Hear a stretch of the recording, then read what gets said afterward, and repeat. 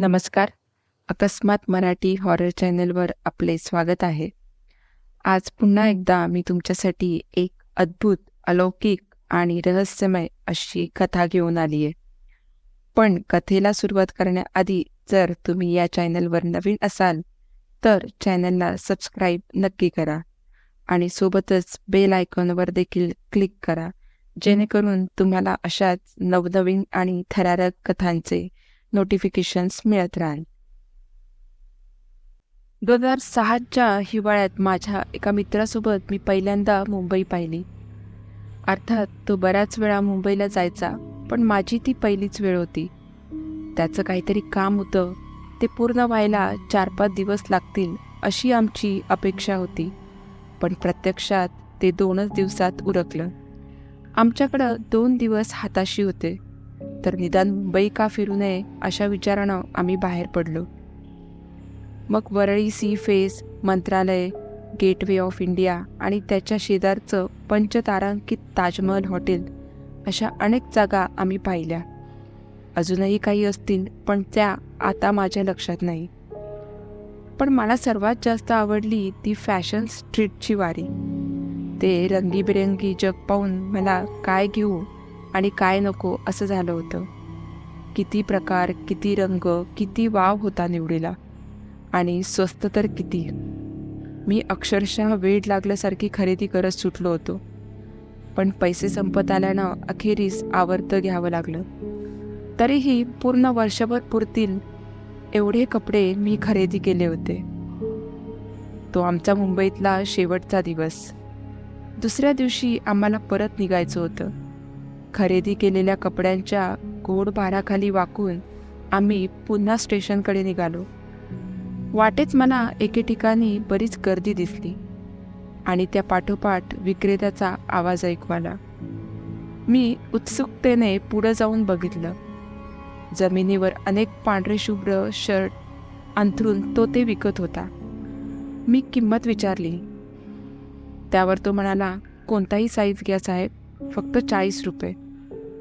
कापड चांगलं वाटत होतं, शिवाय रंग जाण्याचा प्रश्नच नव्हता आणि किंमतही एकदम स्वस्तच होती. मला मोह आवरला नाही. अगोदरच इतकी खरेदी होऊ नये मी तो शर्ट घेतला आणि एक उत्तम खरेदी केल्याच्या आनंदात आम्ही हॉटेलवर परत आलो. पुन्हा परतल्यानंतर तेच ते रटाळवाणं आयुष्य पुन्हा सुरू झालं. परीक्षा जवळ आली होती. जेवताना, आंघोळ करताना जो काय मोकळा वेळ मिळायचा तेवढा सोडल्यास मी कॉलेज, ट्युशन, प्रॅक्टिकल्स, जनरल्स यात अगदी गळ्यापर्यंत बुडून गेलो होतो. कॉलेजमधून आल्यावर बराच वेळ मी माझ्याच रूममध्ये असायचो. कधी तर रात्री खूप उशिरापर्यंत जागतसुद्धा असायचो. सोबतीला माझा हक्काचा मित्र रॉकी असे. काही वर्षांपूर्वी एका पावसाळी रात्री आमच्या अंगणात तो भुकेनं कुई कुई करताना आईला दिसला होता. आईनं त्याला घरात घेऊन बशीमध्ये गरम दूध घातलं होतं. तेव्हापासून मग तो आमच्याच घरचा एक सदस्य झाला होता. रोज रात्री माझ्या पायाजवळ मुटकुळं करून झोपायची त्याला सवय होती. ती रात्र मला अजून आठवते. रात्रीचा 1 वाजला असेल. घरचे सर्वजण गाढ झोपेत होते. मी माझ्या रूममध्ये दरवाजा बंद करून अभ्यासात मग्न होतो. पायाशी रॉकी बसला होता. अचानक मला कसला तरी आवाज आला, म्हणून मी कानोसा घ्यायचा प्रयत्न केला. रॉकी घशातल्या घशात गुरगरत होता. गप रे रॉक्या, झोपलेत सगळे. मी हळूच त्याला पायाने डिवचले, पण त्याची गुरगुर कमी होण्याऐवजी अजून वाढली. तो उभा राहून माझ्या पायांना घट्ट चिकटून खोलीच्या एका कोपऱ्याकडे पाहत गुरगुरत होता. त्याच्या अंगावरचे केस ताठ उभारले होते आणि शेपूट दोन्ही पायांमध्ये गेली होती. मी खोलीतला मोठा लाईट लावला. खोली रिकामी होती. एव्हाना रॉकी खोलीच्या बंद दाराशी उभारून दरवाजावर पंजाने खरवडत होता. त्याला बाहेर जायची घाई झाली होती. खाली मान घालून तिरक्या डोळ्यानं कोपऱ्याकडं पाहून त्याची गुरगुर सुरूच होती. एवढ्यात दरवाजा बाहेरून ठोठवल्याचा आवाज आला. मी दार उघडलं. बाहेर आई उभी होती. काय झालं रे आशू? अगं माहीत नाही, हा अचानक कुरकुरायला लागला. ठीक आहे, झोप आता, रात्र खूप झाली आहे, आई जांभया देत म्हणाली. रॉकी एव्हाना आईच्या मागे लपून तोंड बाहेर काढून माझ्याकडे पाहत होता. त्या रात्री मला खूप वाईट स्वप्न सुद्धा पडली. एका स्वप्नात मी खडकाळ निर्मनुष्य माळ रानावर उभा होतो. सर्वत्र लाल प्रकाश होता. आसपासच्या उंच उभ्या काळाभोर कतळांवरही हाच रक्तवर्णी प्रकाश उघळत होता. हवेत एक प्रकारचा खर्जातील नाद होता. कोणीतरी त्या कातळांमागून सारखं डोकावून पाहत असल्याचा भास होत होता. तो पहा, परत तो चेहरा डोकावला. मी आसपास वळून पाहत होतो. आता जवळजवळ प्रत्येक खडकामागून ते चेहरे डोकवायला लागले. एक खालच्या आवाजातली सामूहिक गुणगुण सुरू झाली. त्या आवाजात एक अधीरता होती. आधी खालच्या आवाजात सुरू झालेली ती गुणगुण खसखस वाढायला लागली. डोळ्याच्या कोपऱ्यातून काहीतरी अगडबंब काळं उठून बसायला लागलेलं दिसलं. मी काहीतरी ओरडत जागा झालो. अंग घामाने चिंब भिजलं होतं. केस कपाळात चिटकले होते. ते स्वप्न जरी असलं तरी इतकं वास्तविक होतं की मी माझ्या रूममध्ये आहे याची जाणीव व्हायला काही क्षण जावे लागले. माझी रात्र विना झोपेची गेली. दुसरा दिवस पुन्हा मित्रांना भेटणं, नोट्स काढणं, अपेक्षित प्रश्नांची चर्चा करणं या धावपळीत संपून गेला. मी थकून घरी परत आलो. अक्षरशः 2 घास खाण्याचीही इच्छा नव्हती. याआधी कधी इतका थकवा आल्याचं मला आठवत नव्हतं. कसेबसे 2 घास पोटात ढकलून मी रखडतच रूममध्ये आलो आणि बेडवर अंग टाकून दिलं. पुढच्या 2च मिनिटात मला झोप लागली असली पाहिजे. आता मला स्वप्न पडतंय का ही घटना खरोखरीच घडते आहे यात माझी सारखी गल्लत होत होती. कोणीतरी माझ्या कॉट भोवतीनं धुरासारखं तरंगत फिरत होतं. गादीच्या कडेनं चाचपून पाहत होतं. काहीतरी विचित्र आवाजात सारखं स्वतःशीच बडबडत होतं.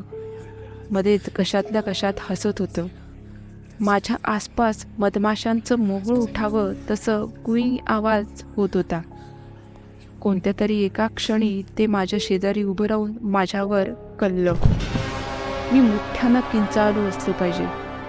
मला दरवाजा वाजवल्याचा आणि त्यापाठोपाठ हाक मारल्याचा आवाज ऐकू येऊ लागला. कसाबसा धीर एकवटून लटपटत्या पायांनी मी चालत जाऊन दरवाजा उघडला. बाहेर आई, बाबा, माझी लहान बहीण उभे होते. काय रे अशू, काय झालं? आईच्या आवाजानेच मला धीर आला. काही नाही ग, कसलं तरी घाणेरडं स्वप्न पडलं. आई, मी हॉलमध्ये सोफ्यावर झोपतो, मला नाही झोपायचं आज इथं. हो, आई म्हणाली. हो, आणि रॉकी कुठे आहे? ही गोष्ट मला लक्षातच आली नव्हती. एरवी माझ्या आधी रूममध्ये घुसणारा रॉकी आज रूमकडं फिरकलाही नव्हता. माझी ती रात्र देखील अर्धवट जाग आणि अर्धवट झोपेची गेली. दुसऱ्या दिवशी मी कॉलेजमध्ये गेलो खरा, पण लेक्चरवर लक्ष एकाग्र करणं काही केल्या जमत नव्हतं. सारखं बोवळ आल्यासारखं होत होतं. 1-2 वेळा मला प्राध्यापकांनी प्रश्न विचारला, पण मी फक्त इतकंच करू शकलो. शेवटी मी घरी आलो. अंगात ताप असल्यासारखी जाणीव होत होती. तोंडात कडू चव होती. शरीर आखडून आल्यासारखं झालं होतं. मी दुपारीच रूममध्ये झोपायला गेलो. त्यानंतरचं मला काहीही आठवत नाही. माझी शेवटची आठवण रूमचं छत पाहिल्याची होती. मी 3 दिवसांनी डोळे उघडले तेव्हा मी हॉस्पिटलच्या रूममध्ये होतो. शेजारच्या खुर्चीत आई श्रांत क्लांत मुद्रेने झोपली होती. बिचारी अखंड माझ्यासोबत असली पाहिजे. बेड शेजारच्या छोट्या टेबलवर औषधं, फळं, सलाईनच्या बाटल्याबरोबरच फुलं वाहिलेली 1-2 देवांचे फोटोही होते. माझ्या हुंदक्यानं आईला जाग आली. तिच्या चेहऱ्यावर आनंद मावत नव्हता. तिने प्रेमानं माझा हात घट्ट दाबला आणि कपाळावरून हात फिरवला. आमचे दोघांचेही घसे दाटून आले होते. 4थ्या दिवशी माझी घरी रवानगी झाली. मला काही दिवस आईच्या खोलीत राहायचं होतं. दरम्यान ज्या नातेवाईकांना माझ्या आजारपणाविषयी समजलं त्यांची घरी रीग लागली होती. एक दिवस माझे मुंबईचे काका भेटायला आले. खरं तर मी मुंबईमध्ये असताना त्यांच्या घरी जायला मला वेळच मिळाला नव्हता. त्यामुळं थोडीशी अपराधाची टोचणी लागली, पण काकांच्या गडगडाटी हसण्यानं ती कुठल्या कुठं पळाली. मोठा दिलखुलास आणि मोठा गप्पिष्ट माणूस. काय रे, मग कुठं कुठं हिंडलास आमच्या मुंबईत? काकांनी विचारलं. मी सगळ्या जागा त्यांना सांगितल्या आणि पुढच्या वेळेस नक्की त्यांच्या घरी येईन असं आश्वासन दिलं. मग मला एकदम तो पांढरा शर्ट विकणारा आठवला. काका, मला वाटेत एक खूप स्वस्तात पांढरे शर्ट विकणारा माणूस दिसला. त्यांना कसं परवडत असेल हो इतक्या स्वस्तात विकायला? आधी काका हसले. त्यामागून मग त्यांचं विलक्षण उत्तरही आलं. अरे, ते शर्ट मृतदेह झाकायला वापरलेल्या पांढऱ्या कपड्यापासून बनवलेले असतात. या लोकांचे संपर्क रुग्णालयांशी असतात. हे कापड नवीन जरी असलं तरी ते पुन्हा वापरण्याची कुणाचीच इच्छा नसते. मग अशी शेकडो कापडं रोज विकली जातात आणि त्याचेच पुढं शर्ट बनतात. तू मात्र कधी खरेदी करू नकोस हा? का केलास? मी म्हणालो नाही, पण माझा आवाज खोल गेला होता. हो, नाहीतर आपल्याला काय समजणार? आपण घातलेला शर्ट आधी कुठल्या तरी बिचाऱ्याच्या शवावरचं महावस्त्र होतं. दुसऱ्या दुपारी घरी कोणी नसल्याचं पाहून मी मागच्या अंगणात नेऊन तो शर्ट जाळून टाकला. त्याची अगदी राख होईपर्यंत मी तिथं थांबलो. का कोण जाणे, पण माझी अशी भावना झाली की त्यामधून वाजवीपेक्षा जास्त धूर निघतो आहे आणि कोणत्या तरी एका क्षणी त्या धुरातही काही विशिष्ट आकार दिसल्याचा भास झाला. पुढच्याच रात्री रॉकी नेहमीप्रमाणे माझ्या आधीच माझ्या रूममध्ये हजर होता.